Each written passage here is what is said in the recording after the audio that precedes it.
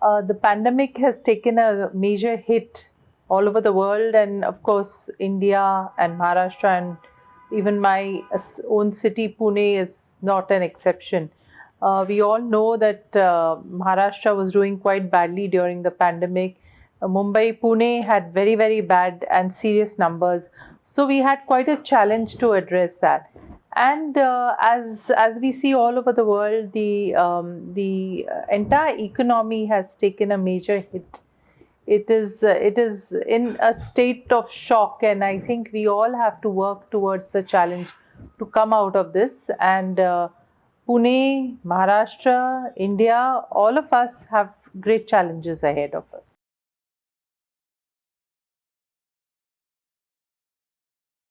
Mumbai definitely being a major hub where people from various countries come in, and also almost more than 50% of the population staying in slums in very very dense localities. Mumbai did have a major problem with the pandemic. So did Pune.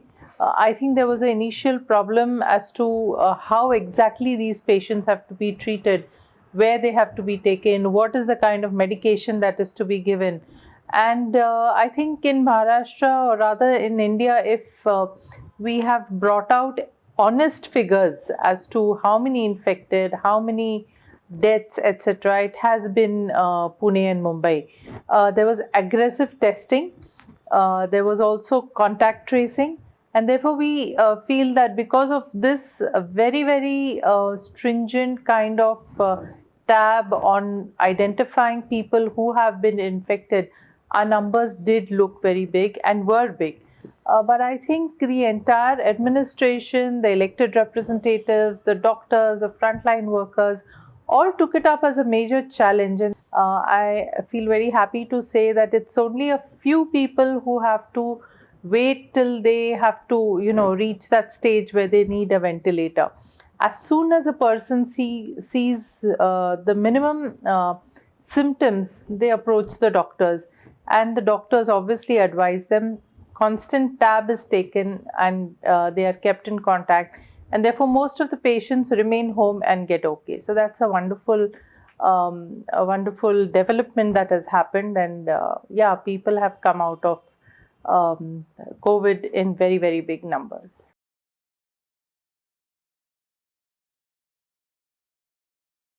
So the states of Punjab and Haryana, we see, are majorly impacted. Not just that, it's the issue is pan India, and the farmers are very concerned about how the MSP would be ensured to them.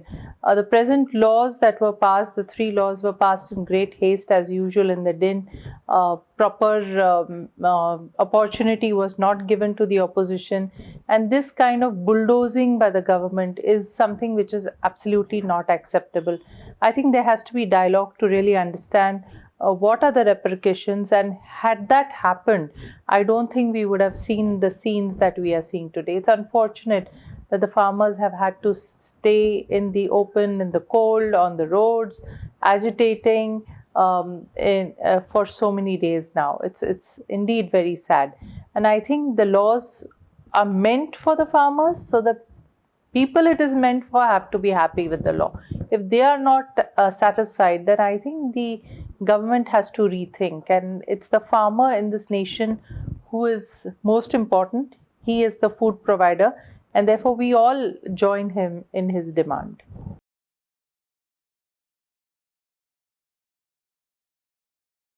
Climate change challenges the very existence of humankind, and therefore we see all over the world scientists, experts have brought out that climate change is anthropogenic. It's happening because how we have degraded the environment, how we have robbed the natural resources in limits which are beyond what the earth can take. And therefore, after this kind of realization and study, I think it's time that we have to wake up to the call, and we are seeing the impacts of climate change. The carbon dioxide in the air keeps increasing by the day, and therefore it is absolutely necessary that we bring down our carbon footprint. if we have to follow the guidelines of the Paris Agreement. And every country will have to contribute. My major concern is that countries are taking initiative, but till it doesn't percolate to the grassroots, we will not see any impacts, we will not see any actions being taken. I think the state governments, the local self-governments, private sector and individual citizens have to understand its seriousness. Only then and then will we rise to the call. Yes, cities are becoming gas chambers. We all know the respiratory diseases are increasing. In fact, it's killing 1.4 million people in a year, and this is a major cause of concern. Therefore, I think we have to all raise to the cause, and the kind of budget provision that has been made just now for the 42 cities is something which is absolutely minimal. And therefore it's not enough to really address the call. So the Greenpeace in its recent report has said some 213 cities out of the study that they made had limits of PM10 much higher than the limits which have been given by the CPCB to have a normal kind of a limit. But unfortunately, the present budget only targets 42 cities, which is way below that 231 which Greenpeace says. Today, it is unfortunate that all over the world, the topmost 20 cities which are the most polluted cities, 15 happen to be housed in India. And that's a matter of shame. We don't seem to be learning from what we are doing. And therefore, I think it's absolutely peanuts, I would call it, when it comes to that kind of provision. If we really love our children and grandchildren, I think that becomes a responsibility that we give them a healthy future, and for that each one of us starts addressing and making a conscious effort to make sure that we bring down our pollution levels and give them a healthy future.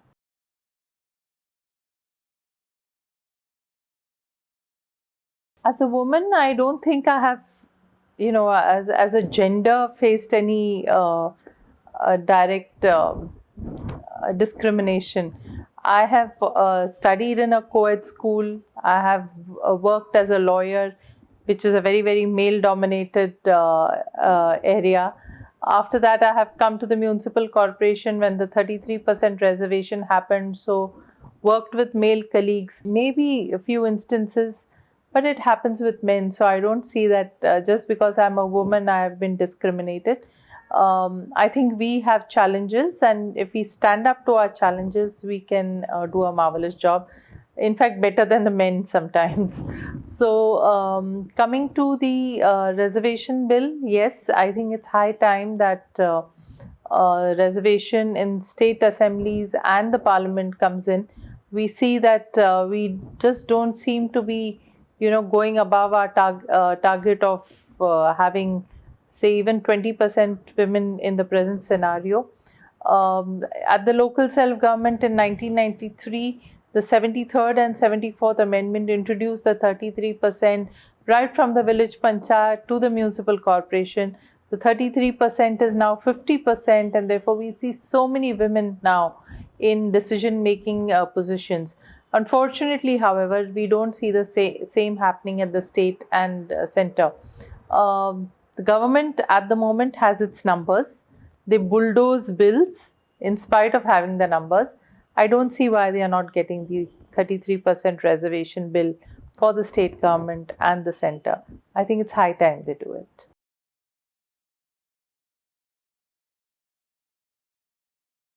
The NCP was in power for the last 10 years, and since last 4 years, of course, the BJP is in power. I think in Pune, the citizens are privy to how things are happening in the city. Unfortunately, there is no connect with the people. Unfortunately, there are no decisions. It was unfortunate that even in the municipal corporation elections, the way they designed the wards, having 4 corporators in one ward, which made it really huge. And therefore, the people who were voting for their elected representative at the city level did not know who their candidate was. So, unfortunately, they were not voting for the candidate who was to represent them in the municipal corporation. They took a easy way as to vote for Modi. So I think that's absolutely not the way that a municipal or a local body needs to function. It has to have very efficient elected representatives. It has to have representatives who understand the city, who have a vision for the city, because these are where the grassroots interventions happen, which are extremely important if we have to rise and address issues such as climate change, such as poverty, such as housing for the poor, and so many others. So basically, I feel that it's very important that your elected representative at the local level has a fantastic connect with the people. Unfortunately, we don't see that with the present dispensation. As far as the workshops are concerned, NCP has always been having continuous, training sessions. It doesn't happen just because the election has come close. And I can assure you, when the BJP conducts its workshop, it's more about how do you gain votes by cheating people. It's not about what exactly you're going to do for the city or what is the kind of vision you're going to carry. And this we have been doing for a long time through the party. Not just the elected representatives, but even the party cadre has workshops on and off where we also try to build their vision, to try to understand things like earlier the MDGs, now the SDGs. We make them understand what is climate change and how you need to look at it, how do you need to address it. We make them understand what are the various ways you can do it. And we kind of, even for our manifesto, the manifesto doesn't happen with just 5 or 10 people. It's absolutely a participatory process where we go out to the people with a form. Each Karyakarta is given this job of reaching out to, say, 50 people with a form where the people put in their wish list, and that is what forms our manifesto. So basically, it's a very participatory kind of a process that we go through. And I think that is what is a sustainable model, rather than just having workshops to decide how you are going to strategize to win votes.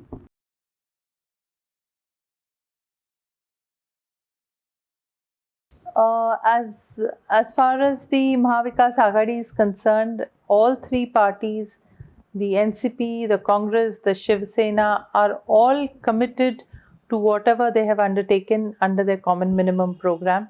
They have a fabulous dialogue. Undoubtedly, the BJP is extremely disturbed that we are doing well, and therefore they keep, throwing these little statements into the public domain where they want people to feel that we are unstable and we are not able to stick on to each other. But I think the Maha Vikas Aghadi is absolutely on the right path, and they are committed to the minimum common program that they have. And of course, I think the COVID has been a classic example where we have been able to come out of a very, very dangerous situation. And had there not been any coordination, we would not have seen this happen. So I think that itself goes to show the way we have been able to address issues in a way where there is complete consensus, in a way where there is complete meeting of minds and following a particular agenda. So no matter how much the BJP tries to disturb us, it is not going to work. BJP probably feels bad that their erstwhile partner in the Shiv Sena, they have lost that partner, and that partner is now in power and they are out of it. So probably that is what is pinching them. But I want to, we say it in our bhashans and we say it in our speeches, and no matter how many dreams they might have to break the alliance and get into power, it's not going to happen. And the Maha Vikas Aghadi is going to stand tall to its commitment to the people of Maharashtra. The people have to take initiative to come together to try and make a difference, and it's the government which has to then facilitate this happening. It's not always a fight that you have to put up. It's not always a struggle or an andolan that you have to do. it's something that you come together, voice it, and make sure that it is addressed. First of all, I would like to congratulate Delhi Post for taking up this initiative in interviewing politicians or the MPs and talking about their constituencies and the ideas about how our country should go forward.